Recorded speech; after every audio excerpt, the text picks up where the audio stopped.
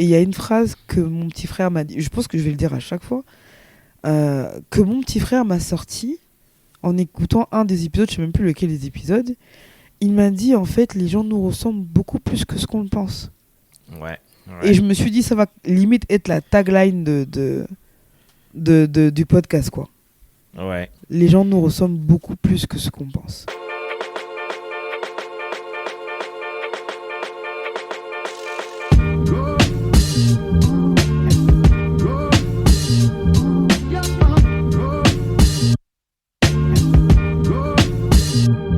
Bonjour à toutes, bonjour à tous. Vous écoutez The Little Voice in My Head, le podcast, 2e saison, épisode 1er. Je suis vraiment très contente de reprendre le micro, de revenir dans vos oreilles. Normalement, j'aurais dû réfléchir un peu plus à comment va s'articuler la saison 2, mais on s'est déjà rendu compte que plus je prends de temps pour réfléchir, et plus ça traîne à sortir. Donc, tant qu'à faire, lançons-nous et les réflexions vont arriver au fil de l'eau, je pense. Donc, pour ce premier épisode de la saison 2, je suis avec un invité très spécial, très cher à mon cœur, que je vais laisser se présenter, mais je suis avec Hervé, aka DJ Facemaker. Bonjour Hervé. Bonjour André. Comment tu vas ? Bah écoute, je vais bien, c'est cool d'être là, ça fait même drôle, parce que d'habitude je suis en train d'écouter. Non seulement d'habitude je suis en train d'écouter, mais en plus très souvent c'est toi qui mènes la danse. Ouais, c'est vrai. Dans les entretiens, dans les conversations. C'est vrai aussi. C'est vrai que j'ai l'habitude d'être celui qui interviewe lorsque je pratique mon métier au quotidien. Et du coup, ça me permettra d'introduire qui je suis, n'est-ce pas ? Exactement, c'est ce que j'allais dire. DJ Facemaker, HTT homme tout terrain, et j'ai la chance d'officier à RFI, donc depuis maintenant 14 ans. J'y suis entré en 2010 et aujourd'hui en 2024, ça fait donc 14 ans que j'y suis. J'ai bossé à plusieurs postes. Les plus mémorables, c'était Couleur Tropicale où je suis resté pendant 9 ans avec un certain Claudicia. Puis j'ai travaillé au Prix Découverte RFI pendant 3 ans où j'avais la responsabilité et le développement de ce prix-là qui était en perte de vitesse. Et ensuite, ou parallèlement à ça, j'ai créé l'Afro Club, un format de classement de top 7 pour l'instant, diffusé à la fois sur les réseaux sociaux et sur l'antenne. Et donc depuis peu, je suis à la chronique culture du journal Afrique Soir. Donc j'ai rejoint la rédaction Afrique de l'antenne avec un grand plaisir et voilà. Quand tu dis officier, ça veut dire quoi exactement ? Tu es dans la partie organisation des émissions, tu es dans la partie déploiement des émissions, c'est-à-dire que c'est toi qui les anime. Ouais, alors pour ce qui est de la chronique culture dans Afrique Soir dans le journal, donc je suis dans la rédaction des journalistes. Il y a un journaliste présentateur, il y a un journaliste qui est rédacteur en chef.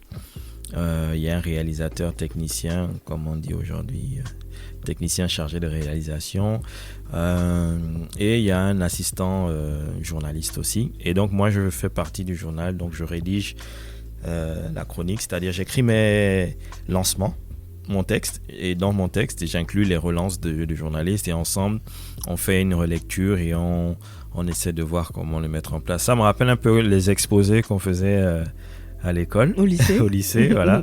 Et on se donne chacun une partie. Et puis moi, comme ma spécialité, c'est la musique africaine, la musique afro. Et je m'occupe plutôt de ça. En priorité, quoi. C'est le domaine dans lequel on me connaît. C'est celui-là dans lequel on me fait confiance. Et donc, quand je dis officier, c'est vraiment ça, quoi. Je participe à la création, à l'écriture du journal, mais pour la partie culture, musique et tout ça. Je ne vais pas parler des drames qu'il y a à travers le monde. Ouais. Voilà. Ça, c'est pas ce que j'aime le plus. D'accord. Et du coup, 14 ans plus tard, tu kiffes ce que tu fais ? Ouais. Je kiffe ce que je fais, d'autant plus que ça a saveur différente. Quand je suis entré à RFI, j'étais vraiment un rookie.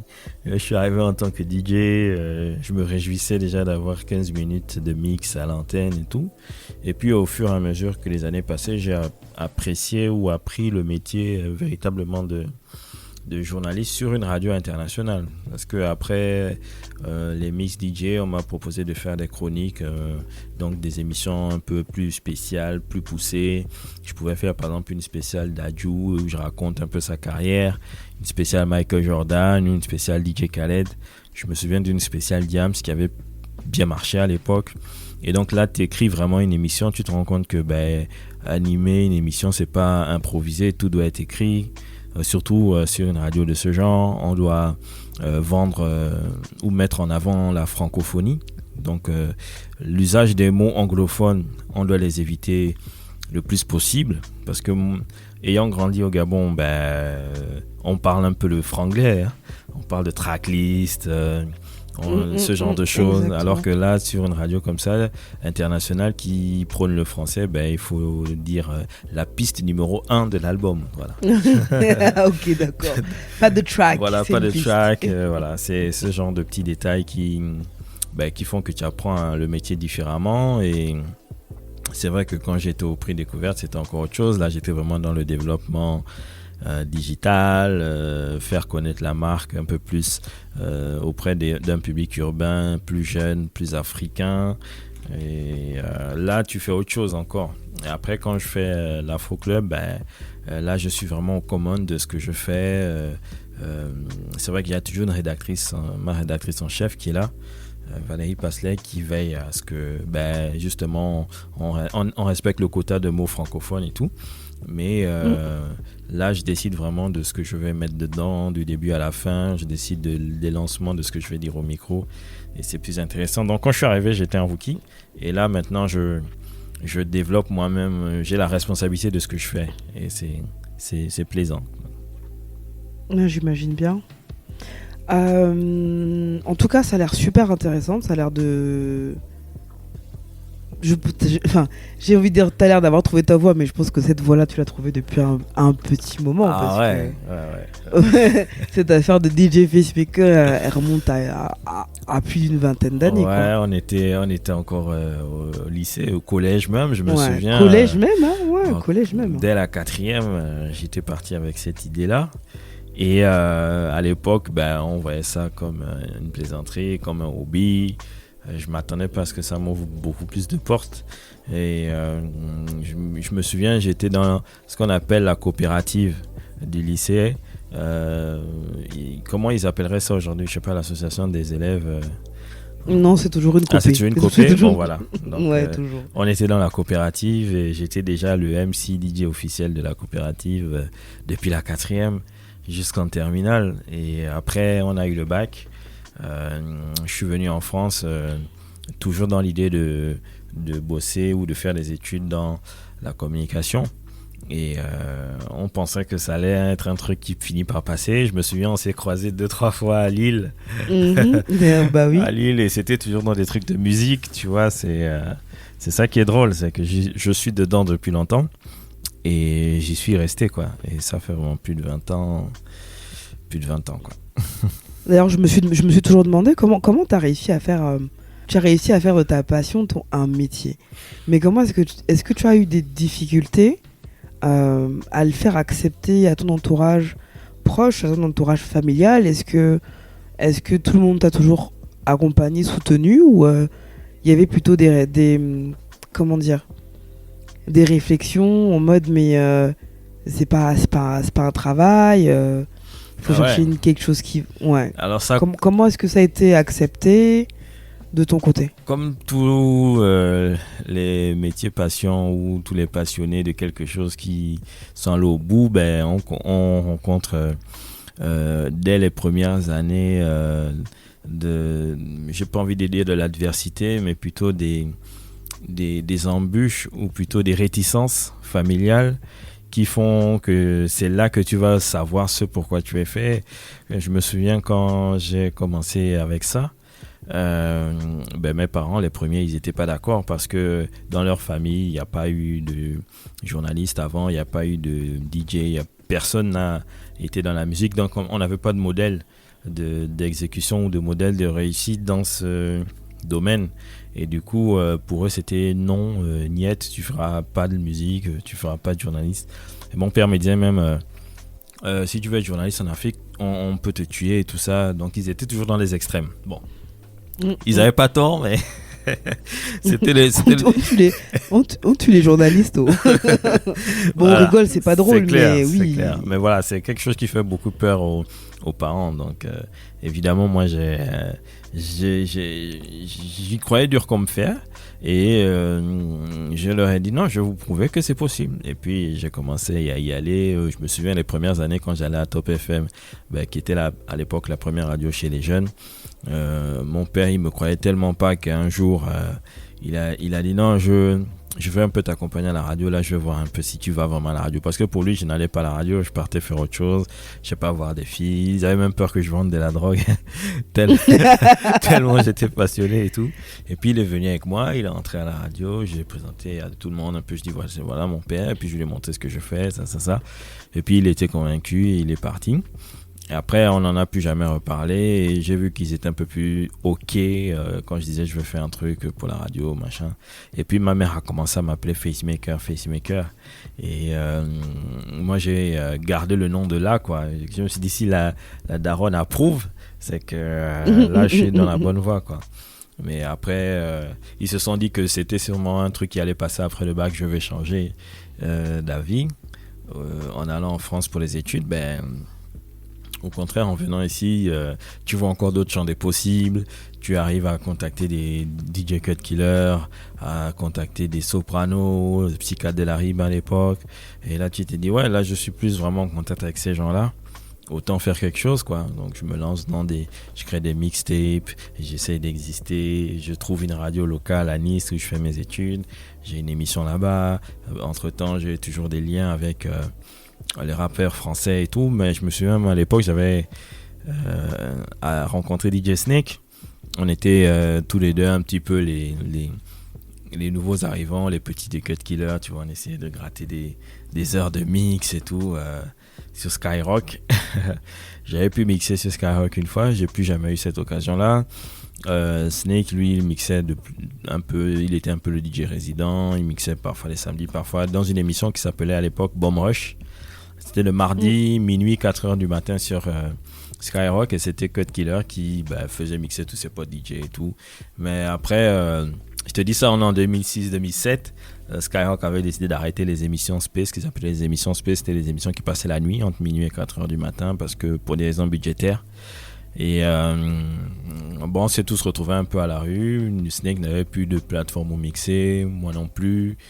Et là, je me suis dit que je vais arrêter, je vais abandonner et je vais trouver un vrai métier. Mais à chaque fois que j'ai voulu abandonner, l'appel de la passion était toujours plus fort, quoi. Et c'est vraiment à chaque fois que j'ai voulu abandonner, je sais pas, Dieu mettait sur ma route une nouvelle porte qui s'ouvrait et me faisait voir les choses différemment. Et je me disais, ok, je peux encore essayer. Je me souviens que même mon frère m'avait sorti à l'époque.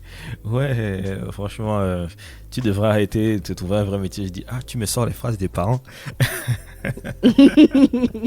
Franchement, lui aussi. Ouais. Est-ce que c'est bien ça? Là, lui aussi, il s'inquiétait pour moi. Il voyait que je bossais beaucoup trop et je n'avais pas assez de résultats, quoi. Et sauf que même quand je voulais arrêter, je ne savais rien faire d'autre que ça.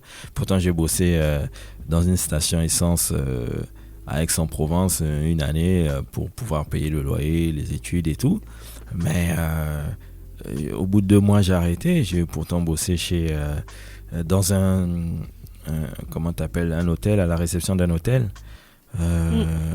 Et au bout d'1 mois, j'ai arrêté ça parce que à chaque fois, j'avais un contrat, un appel, un mix à aller faire sur une scène.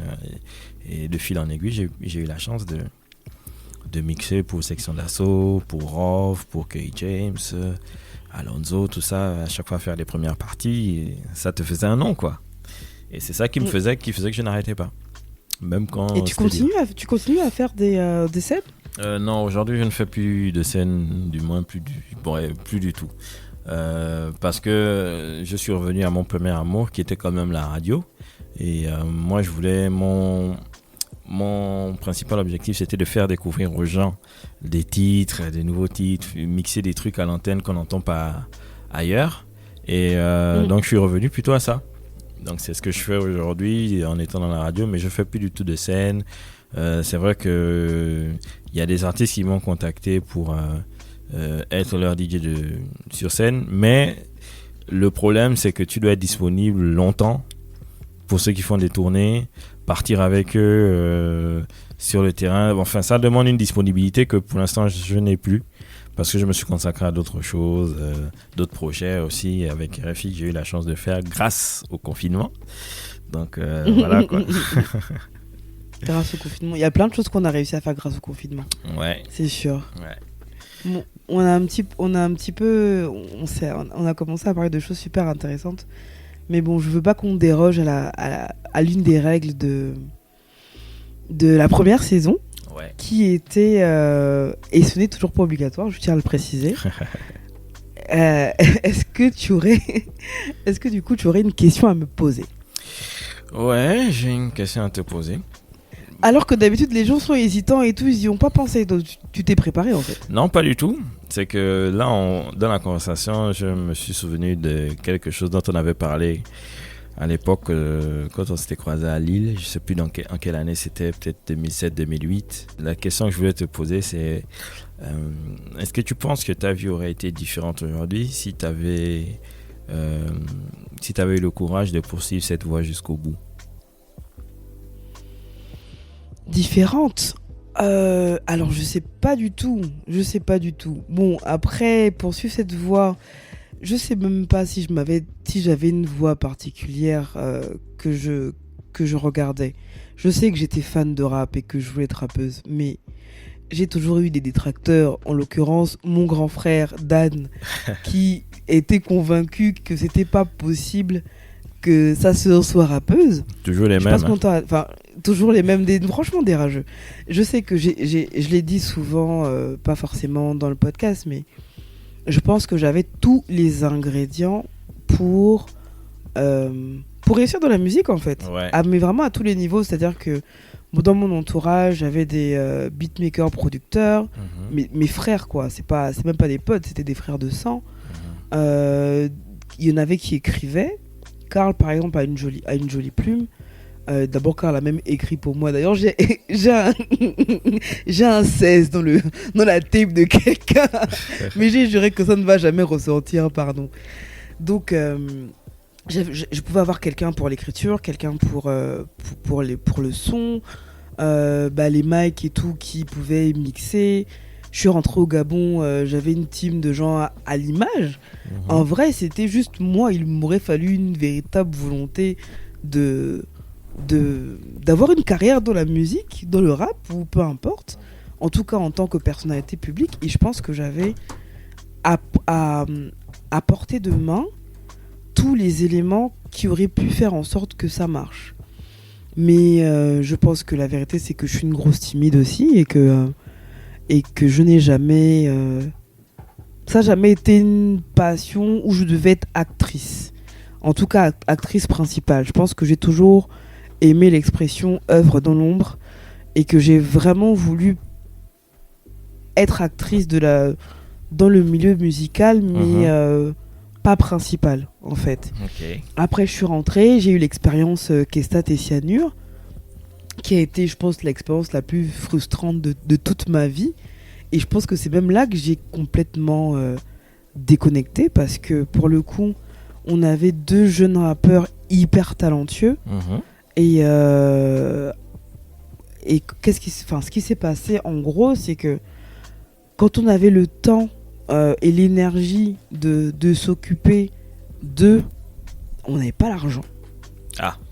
Et quand on a eu l'argent, en fait, l'argent est venu avec le taf et les responsabilités et les obligations, et du coup on n'avait plus le temps. On n'avait plus le même temps, la même disponibilité pour faire des choses, aller rencontrer les radios, enfin faire ce qu'il fallait Et c'est comme ça que le projet On est tous les bestes, et on l'a refilé à... Et je tiens à dire que c'était sans mon consentement. On l'a refilé à... Je sais même plus comment s'appelle la boîte de prod, là, en tout cas, qui a fait de la distribution. Il n'y a eu aucune communication derrière. C'est par hasard que quelqu'un me dit « Ah, mais j'ai vu que le projet est sur iTunes. » Le projet était sur iTunes à 9,99 €. J'ai pété un câble. J'ai dit « Mais même moi, qui bossais avec eux, pour eux, j'achèterais pas le projet de Deux Inconnus à 9,99 € quand t'as des projets de Youssoupha, de Jay-Z, de machin qui sont à ce prix-là. » C'était pas l'objectif, c'était pas de faire de l'argent sur ce projet, c'était de les faire connaître et donc qu'ils soient à un prix accessible. Bon, en tout cas, il y a eu plein de choses et puis bon, j'ai un petit peu déconnecté, je me suis déconnecté de tout cet univers-là après ça parce que je trouvais que c'était du gâchis et puis j'ai été un peu confrontée au monde de la musique au Gabon, à comment c'était géré. Ça m'a fatiguée et donc j'ai décroché, je pense que j'ai décroché de tout, j'ai même décroché du hip-hop, du rap français. J'ai décroché en fait de la musique. C'est comme si j'avais besoin d'une rupture. Ouais, t'as été carrément dégoûté, quoi. Ouais, non, j'ai été dégoûtée, j'ai été déçue et puis je suis passée à autre chose et puis j'ai commencé à faire les choses en pagne. Et puis j'ai commencé à faire les accessoires en paille. Non, mais est-ce que ma vie aurait été différente ? Je sais pas, parce que j'ai quand même eu un bout d'expérience dedans. J'ai eu une expérience dans l'organisation de concerts à Libreville. Et j'ai vu le stress que c'est. Bon, je sais déjà que l'événementiel, c'est pas mon délire, par exemple. Ouais. Mais j'ai touché un petit peu du doigt et ouais, peut-être que ça aurait été différent, mais j'ai pas de regrets en tout cas par rapport à ça. Je suis pas en mode j'ai peut-être raté ma vie ou j'ai raté un pan de ma vie, non. J'ai touché du doigt, pas en profondeur, et ça rentre dans les nombreuses expériences que j'ai eu à faire en fait. Ouais. Et nombreuses différentes expériences. Donc, ma vie aurait été différente peut-être, il y a de fortes chances, ou pas en fait. Ou peut-être que j'aurais vu expérimenter et que je serais quand même sortie de là. Mais je pense que j'aurais eu plus d'expérience, plus de trucs fun. Genre, quand tu me dis que tu as fait les premières parties de section d'assaut, de ROF, bon, la André de quand on s'est connus au lycée, bah, ça aurait été genre le kiff d'une vie. J'ai toujours rêvé de me retrouver à un concert, mais tu vois, être de l'autre côté, tu vois. Ouais. Pas sur scène devant le public, mais dans les coulisses et du coup voir ça comme ça quoi. Et donc je me dis ouais, d'avoir fait ça avec plusieurs artistes, c'est ouf quoi. André d'il y a 15 ans, 20 ans même j'ai envie de dire. Ouais, elle aurait kiffé sa race, de vivre ça. Aujourd'hui, bon, je sais pas, je suis vraiment plus la même personne et c'est plus ça qui m'intéresse. J'ai envie de dire. Ouais. Et tu vois, c'est ce qui est intéressant là-dedans, c'est de se dire ça aurait été un kiff. Et moi, je l'ai vu comme ça aussi. C'était comme un accomplissement. Tu t'es dit, bah, c'est des gens que j'ai admirés quand j'étais adolescent, au lycée, tout ça. Et c'est aujourd'hui, clair. je bosse avec eux. Ça fait quelque chose. Donc, c'est plus non, ça. c'est clair. Je pense que c'est ouf. C'est ouf d'avoir observé des gens avec un œil de fan, on va dire, mais de façon très élargie, et te retrouver à côté d'eux, de bosser avec eux, je trouve que c'est incroyable. Je me dis ça à chaque fois que je vois ou que j'entends des histoires, ou même avec les sportifs, tu vois. Tu te dis oui, je regardais telle personne, j'étais admirative, et puis aujourd'hui, bah, on bosse ensemble, quoi. Ouais. Ma question à moi, c'est elle te dit quoi, la petite voix dans ta tête ? Ah, la fameuse petite voix. Déjà, est-ce que tu entends une voix ? Parce qu'il y a des gens qui disent qu'ils n'entendent pas de voix dans leur tête. Ben déjà, ils sont bizarres. Parce qu'on entend tous cette petite voix qui nous parle. Non, il y en a qui entendent. Il y en a qui disent que quand ils lisent, ils entendent pas la voix, ils entendent pas une voix en fait qui qui lit dans leur tête. Moi, parfois, j'entends même la voix qui me fait des blagues avec un accent bapounou. Sérieux? Bon, toi, peut-être que tu as un autre problème. En Ouais. fait. Non, mais ouais, qu'est-ce qu'elle me dit, la petite voix en ce moment, elle me parle surtout de projets, d'avenir, de rentrer surtout, de rentrer en Afrique. Parce que pour l'instant, je suis en France. Et pendant très longtemps, j'ai eu l'impression de beaucoup courir ici, de me battre 2 fois plus que les autres pour avoir les mêmes avantages. Et qu'au final, je me sens bien, mais que à la maison. Et là où je me sens à la maison, c'est chez nous, en Afrique. Quand je suis au Gabon, je me sens apaisé.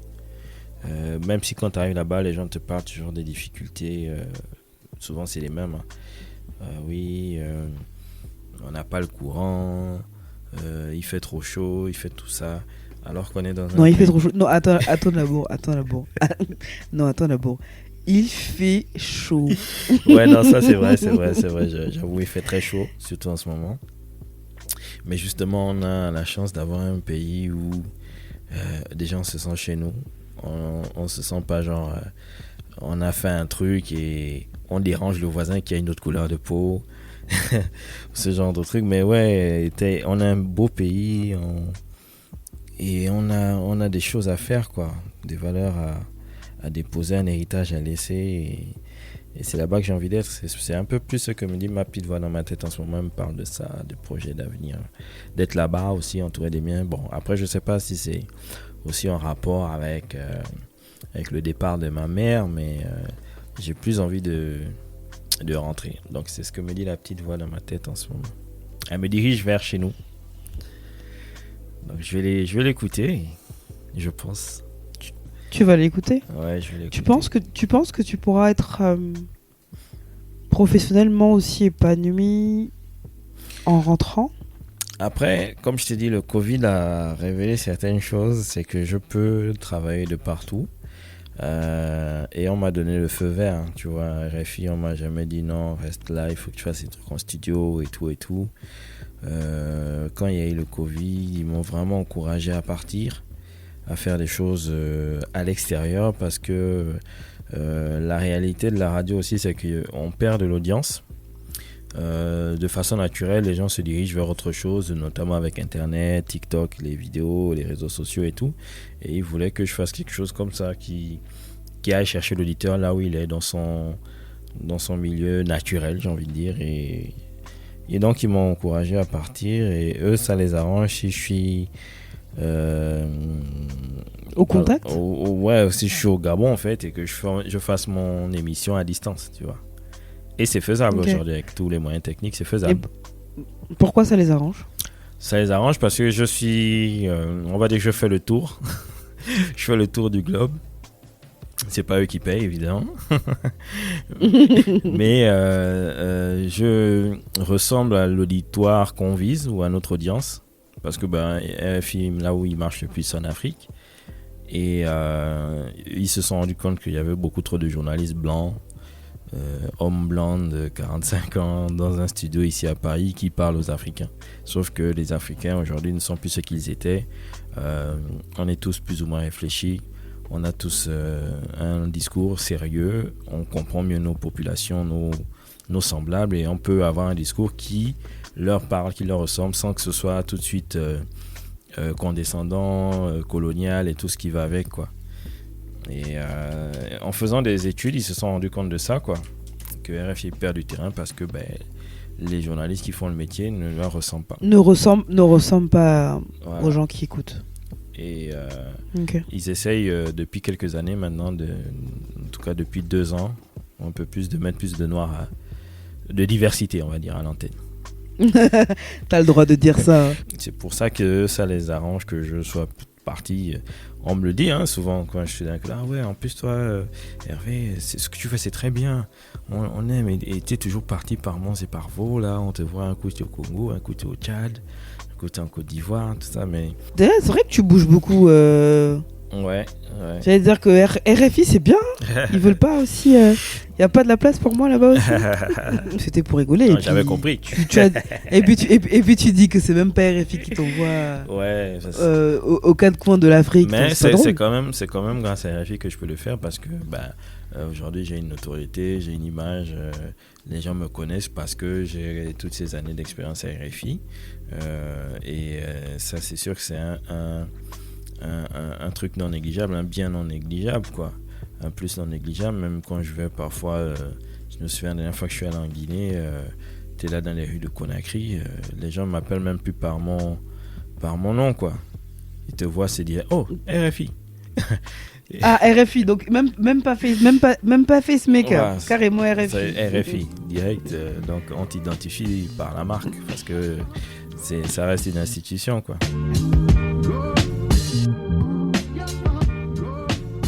Download this podcast for free. Let's go.